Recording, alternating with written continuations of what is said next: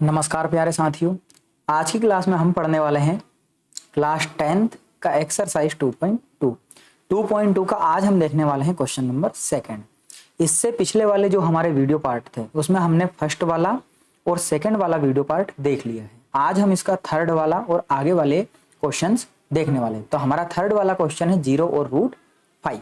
तो आइए question number 3 की तरफ बढ़ते हैं।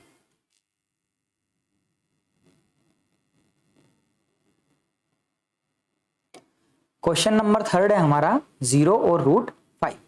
तो सबसे पहले जो हमें क्वेश्चन में गिवन है हम उसे देख लेते हैं कि हमें प्रश्न क्या दिया हुआ है और इसे हमें क्या सोल्व करना है। तो यहां पर लिखेंगे हम सॉल्यूशन। ये जो क्वेश्चन नंबर 2 वाला था इसमें हमें ये सम एंड प्रोडक्ट ऑफ जीरोस दिए हुए हैं और इससे हमें पॉलिनोमियल बनाना है। तो जो दिया है उसे लिख लेते हैं पहले। गिवन में क्या है, पहला जो है हमारा सम ऑफ जीरोस है और दूसरा हमारा प्रोडक्ट ऑफ जीरोस है। तो इस सम ऑफ जीरोस को हम लिख लेते हैं। सम ऑफ जीरोस होता है हमारा अल्फा प्लस बीटा और इसे हम बोलते हैं -b/a। ठीक, और इसकी वैल्यू क्या दी है उन्होंने, 0। ठीक, दूसरा है हमारा प्रोडक्ट ऑफ जीरोस, तो इसे लिख लेंगे हम अल्फा इंटू बीटा और अल्फा इंटू बीटा की वैल्यू होती है c/a। ठीक, और c/a की वैल्यू इन्होंने क्या दिया हुआ है हमें, √5। अब देखिए यहां पर हमें फ्रैक्शन वाला नंबर है मतलब b/a, पर यहां फ्रैक्शन है क्या हमारे पास, नहीं है। तो इसके बटे में कुछ भी नहीं है तो हम क्या लिख सकते हैं, 1। मतलब किसी भी नंबर के डिवाइड में अगर कुछ ना हो तो हम उसमें डिवाइड में 1 लिख सकते हैं, उससे कोई फर्क नहीं पड़ता। यहां पर भी सेम c/a है, तो इस √5 के डिवाइड में कुछ नहीं है तो यहां पर भी हम क्या लिख देंगे, 1। क्लियर है अब इतना आपको। तो यहां पर जो गिवन था उसे लिख दिया, सेम गिवन था उसे लिख दिया। डिवाइड में कुछ नहीं था तो 1 लिखा, डिवाइड में कुछ नहीं था तो 1 लिखा। अब यहीं से जो जिसके सामने वो उसकी वैल्यू होती है और वही हम लिखेंगे। देखिए a के सामने 1 है, a के सामने 1 है तो a की वैल्यू क्या हो जाएगी, 1। b के सामने 0 है तो b की वैल्यू 0 और c के सामने √5 है तो c की वैल्यू √5। दूसरी बात, पिछले वाले क्वेश्चन में हमारे a की वैल्यू सेम नहीं थी, पर क्योंकि हमने दोनों जगह कुछ नहीं दिया था तो हमने 1 माना, तो यहाँ पर सेम है तो यहाँ पर कुछ भी हमें काम करने की अलग से जरूरत नहीं है। अब जो वैल्यू दी है बस उसे ही हम लिख लेंगे। सबसे पहला है हमारा a की वैल्यू हमें कितनी है, a के सामने क्या 1, यहाँ पर भी सेम तो a की वैल्यू हो गई हमारी 1। b की वैल्यू कितनी है, 0, तो ये -b की वैल्यू है 0, तो यहाँ लिखेंगे हम -b = में 0। अब देखिए ये माइनस वेरिएबल के साथ नहीं रहता तो ये माइनस यहां से हटेगा तो किसके पास लगेगा, 0 के पास।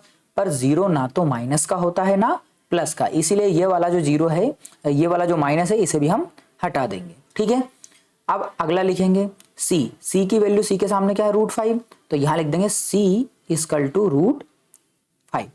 अब हमारे पास a की वैल्यू है, b की वैल्यू है और c की वैल्यू है। कैसे निकाला हमने, जो हमें वैल्यूज दी थी उनसे। अब हमें बनाना है पॉलिनोमियल, तो हम लिखेंगे स्टैंडर्ड फॉर्म ऑफ पॉलिनोमियल। तो हमने लिखा स्टैंडर्ड फॉर्म ऑफ पॉलिनोमियल = होता है हमारा ax² + bx + c। ये हमारी होती है स्टैंडर्ड फॉर्म। अब हम क्या करेंगे, जो हमने a, b और c की वैल्यूज निकाली है उन वैल्यूज को इसमें हम पुट कर देंगे। तो हमारे a की वैल्यू कितनी है हमारे पास, 1, तो यहां पर लिखेंगे हम 1 और x² हमारा एज इट इज प्लस हमारा एज इट इज। b की वैल्यू है हमारी 0 तो हम लिख देंगे 0 और x हमारा एज इट इज प्लस हमारा एज इट इज c की वैल्यू है हमारी √5 तो यहां लिख देंगे √5। ठीक, अब 1 का x² में करेंगे तो वही कोई डिफरेंस नहीं आएगा, x² as it is plus हमारा एज इट इज। 0 का किसी भी नंबर में मल्टीप्लाई कर देते हो तो वो उसे क्या कर देता है, 0। तो मतलब यहां पर ये पूरा 0 और x का मल्टीप्लाई करेंगे तो क्या बन जाएगा, 0। एक्चुअल में x भी कोई ना कोई नंबर ही रहेगा जब हम जीरोस निकालेंगे, तो ये पूरा टोटल में क्या हो जाएगा, 0 प्लस √5 हमारा एज इट इज।